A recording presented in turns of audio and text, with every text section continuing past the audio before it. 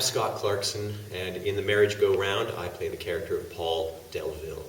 My name's Rachel Jones, and I'm playing Content Delville, who is the Dean of Women at the university, or the Women's College, and she is also a teacher of social psychology, and she's married to Paul Delville.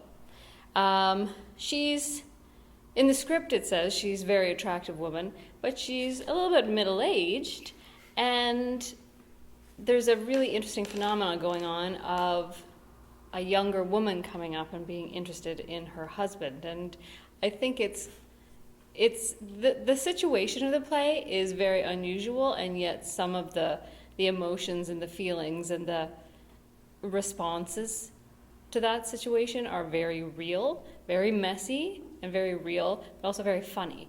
So that's what I really like about this play. Hi, I'm Elizabeth Lagerlof, and I'm playing Katrin Sveg. She is a young woman who comes from Sweden because she has set her sights on a professor that she saw on the news who she feels would be the perfect father. Okay, I'm Kevin Hare. I play the part of Ross Barnett, the linchpin of the play. Really? Thanks, guys.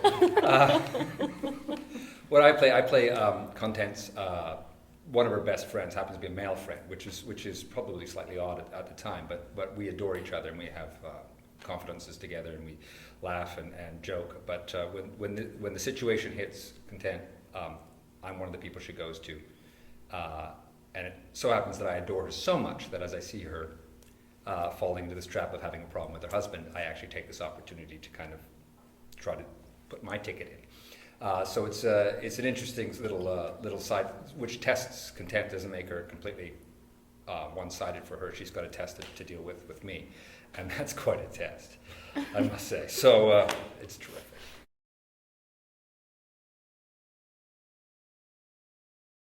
I often look at who originated the roles the first time around, and in this case, Claudette Colbert played the wife, and Charles Boyer played the husband, and I've actually loved a lot of his work in the past. And I always try to imagine what it's like to step into the shoes of someone that you admire and try to recreate or reimagine something that someone you admire has already done. And having some French background myself, I've also been able to channel one of my uncles from back home, so every now and then that slips through. So it's been a lot of fun to sort of inhabit a totally different character than anything I've played before. Getting to play a middle-aged professor doesn't sound on paper like it's all that different from my own life, but you throw into it the fact that it's 1958 and this is a guy with a deep Gallic background, and he's been called a genius within the play, so that's acting.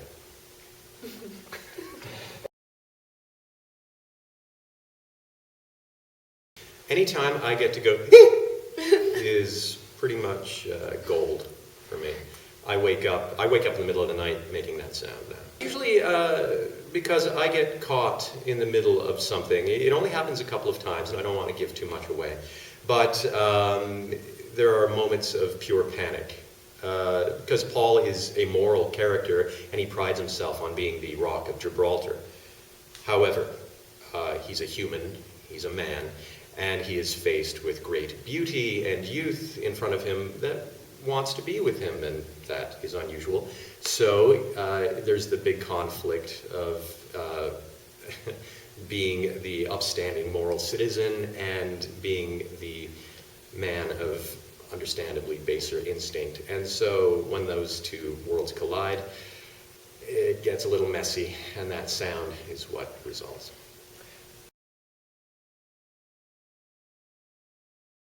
I mean, obviously, selfishly, I'm looking at the character that I'm going to be playing, and getting to play a strong, intelligent, but funny woman. I love that. Last year I played Mary, and she was a very different woman, but also had those same characteristics, and I'm drawn to that.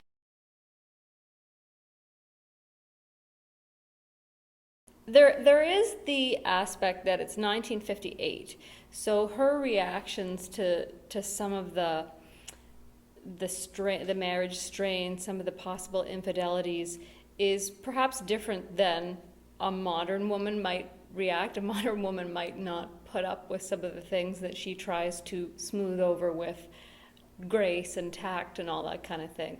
So that's perhaps different than I would envision it in my own life, if that were ever to happen. Hopefully it doesn't. But then she does, I mean, it's a great progression from trying to keep a lid on things, kind of trying to keep everything smooth and pleasant, to very real building anxiety. And we see that in some of the monologues, because she has some monologues to the audience, as does Paul. And you get to see her in the situation trying to be graceful about it, and then reveals herself a little bit more in the monologue. So that's a pretty interesting thing to do. Well, as part of the play, she is the Dean of Women and is lecturing to her class, her social psychology class of women at the university. And the topic for today is marriage. So that's the framework of the play. And it's a similar situation for Paul. So that's how the action gets introduced, and we cut to those lectures frequently throughout the action, the remembered action of the play, to sort of reveal character, to sort of explain what's going on, to connect with the audience. So I think it's a really neat way, in some ways, to involve the audience more closely in the action, because she and Paul both appeal to the audience to say, what would you think about this? Here's what I would do. So that's something that's very interesting and unusual about this piece. Oh, there's lots of them. One of them that really stands out is she tries to have a confrontation with the younger woman, because she says, as a Dean of Women, she sometimes has to call the women into her office for disciplinary reasons, and she's getting a little fed up and tries to discipline this woman a little bit, and she has the whole thing absolutely turned on her head and is gobsmacked by that. So I find that quite a fun moment. Oh, it's great. It's so much fun. I love Perth. I love the gang at Classic Theatre Festival. I love this cast, so I'm having a really good time.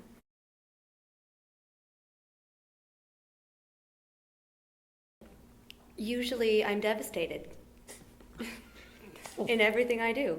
I'm crying, so I don't cry. It's great. Yeah, the women are very, very strong, and they have their opinions, and they make them known, and they go for what they want, and that's not something that I associate with the times. Well, she talks a lot about science within the play, and just the joy that she gets from talking about these subjects is, I think, what I've brought to it that's different. And she's fun and she's youthful. She's not just sexy. She's somebody that people will actually like. It's been a whirlwind, but it's been awesome. Every day I get up, I'm excited to come. And then we'll spend time rehearsing after, because we really just can't get enough of each other, it seems.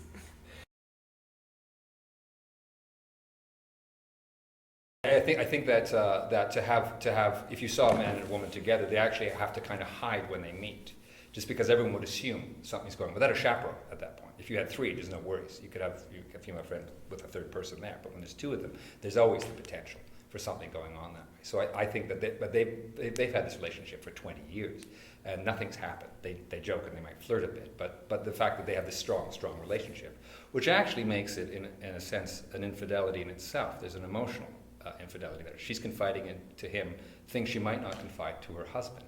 And I know personally people who would find that more difficult to deal with than a sexual infidelity. They would go, you told him what, and you don't tell me this. So I think there's the part of the contradictions and the like for the play is that's touching on that.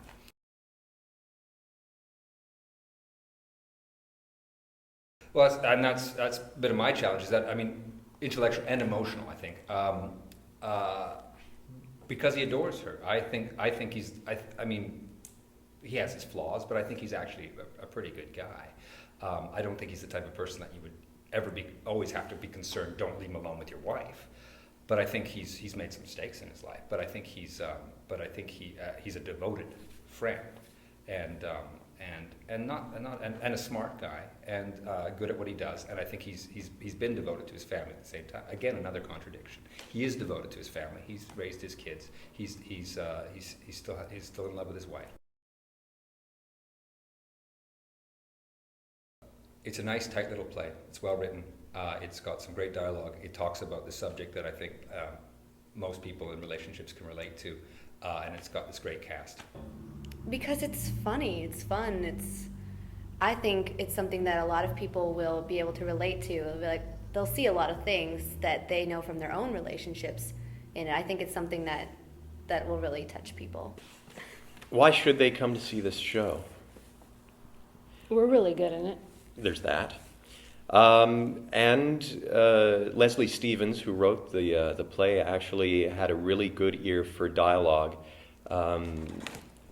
There are some scenes between the two of us as a married couple, and even though it's 1958, could be from any year from, I would imagine, the 1800s to this year, because the dialogue is undated, it's completely timeless, and the situations are real. And it's really heartwarming and moving stuff, but you're going to laugh a lot all the way through it. Yeah, at the end of the play, love is affirmed, right? And that's what I think most people, something that touches people directly. What Scott said about, and Elizabeth said about being able to relate to it. It's an unusual situation, yet there's jealousy, there's fear, there's confusion, there's every emotion that people are going to be able to relate to personally. And we're speaking to you.